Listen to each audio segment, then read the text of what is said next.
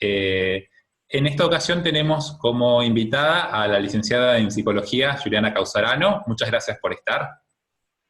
Muchas gracias por invitarme, Pablo. Es un honor acompañarte en este ciclo de entrevistas. Pero antes de empezar, vamos a definir un poco algunos términos que suelen confundirse. Cuando uno habla, por ejemplo, de género, a veces se confunde con sexo o sexualidad, y para eso vamos a detallar lo siguiente. Cuando hablamos de sexo, hacemos referencia a lo que es el sexo biológico, es decir, la genitalidad con la que nace cada persona. Cuando hablamos de sexualidad, estamos hablando de un término que, bueno, que una de las cuestiones que más se conoce o más se habla es la orientación sexual, es decir, qué persona nos atrae, pero no solamente queda ahí, eso lo podemos desarrollar en otra ocasión, pero la sexualidad también involucra lo que es la intimidad, lo que son los gustos, las expectativas, que no solamente hacen referencia por ejemplo, a lo que es un acto o un encuentro sexual. Y por último, que es lo que vamos a hablar el día de hoy, es la identidad de género. Y esto vamos a remarcarlo a lo largo del encuentro. La identidad de género es una construcción social. Bien, Juliana, yo quiero que me ayudes un poco Bien, a desarrollar qué significa bueno, identidad y qué puntualmente identidad de género. bien. La identidad tiene que ver con responder a la pregunta de quién soy, ¿sí? Descifra ese enigma respecto de quién soy, cuáles son mis expectativas, cómo debo comportarme. Y es importantísimo lo que vos decís, el tema de la cultura. La cultura va a delimitar qué es lo esperable para cada persona y qué es lo que se espera en ese rol o en ese marco de interacción social. Entonces, la identidad de género viene a decir, soy de tal características por pertenecer a determinado género, ¿sí?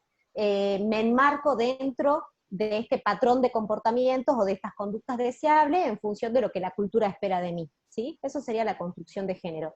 Ser, entre comillas, ser varón, ser mujer, ¿sí? Es lo que el patrón cultural ha remarcado con anterioridad. Gracias a Dios, hoy tenemos una apertura mucho más amplia y podemos comprender el género desde una diversidad, ¿sí? No solo desde una estructura binaria.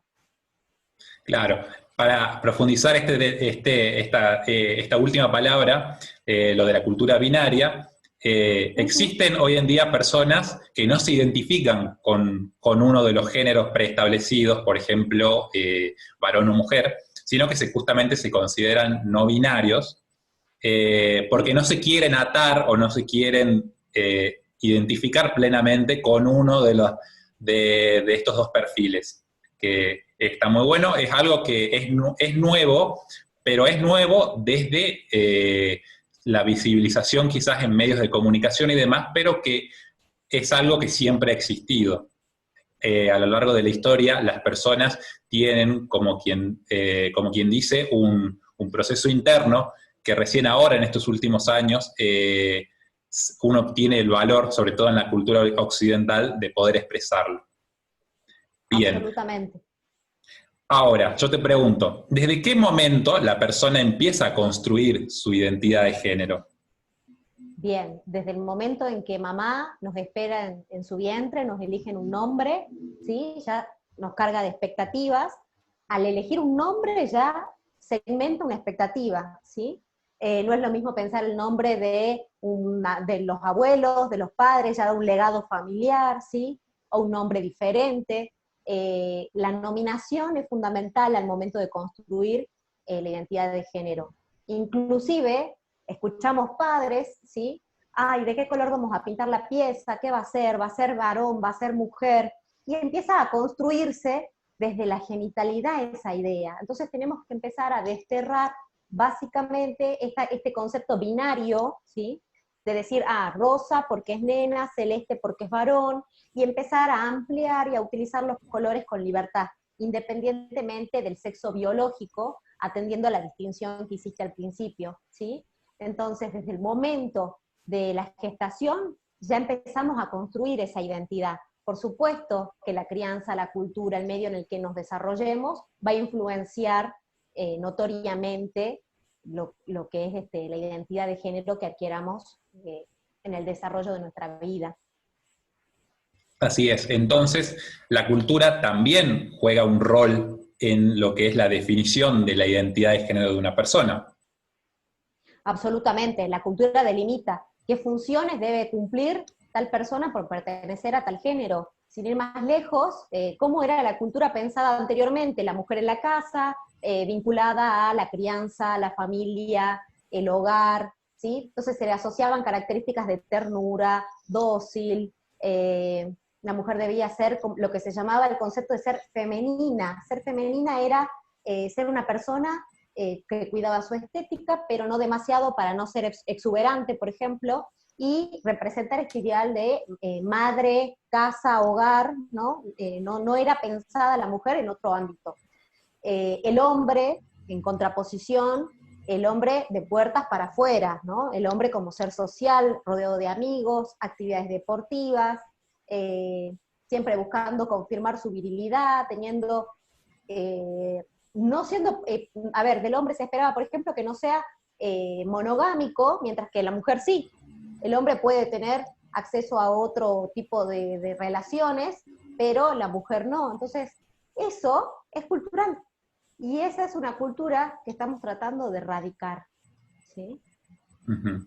Sí, justamente por lo cultural es que también una persona que se supo o la sociedad la encasilla en un género cuando se permite identificarse o practicar justamente algunos hábitos que hacen al género opuesto, entre comillas, ahí está como el choque o la sanción moral que brinda, con la que castiga la sociedad a la persona que sale de ese encasillamiento, como bien vos decías.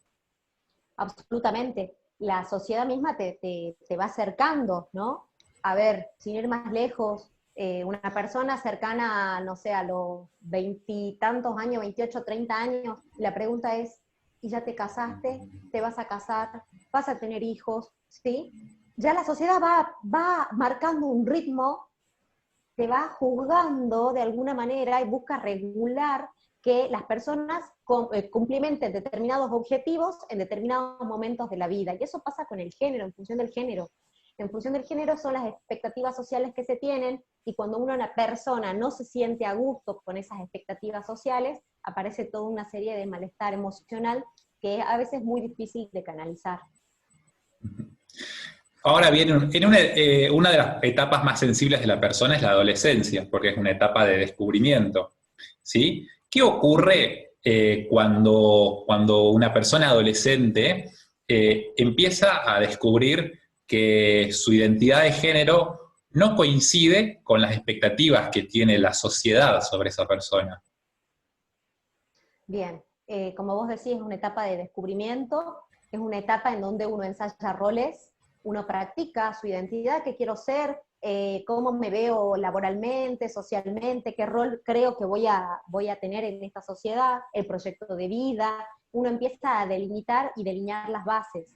Cuando una persona descubre que no coincide, ¿sí?, su identidad de género con su género, perdón, con su sexualidad, con su genitalidad, ¿sí?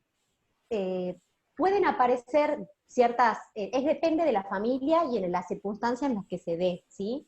Si una familia es suficientemente laxa, genera la sensación de comodidad, confort, la persona se va a poder expresar y este adolescente va a transitar con normalidad su identidad de género y su redescubrimiento. Ahora, si estamos en una familia que es estructurada, que no puede vislumbrar este cambio, que no puede aceptar, no puede entender, esa persona, ese adolescente seguramente la pasará muy mal.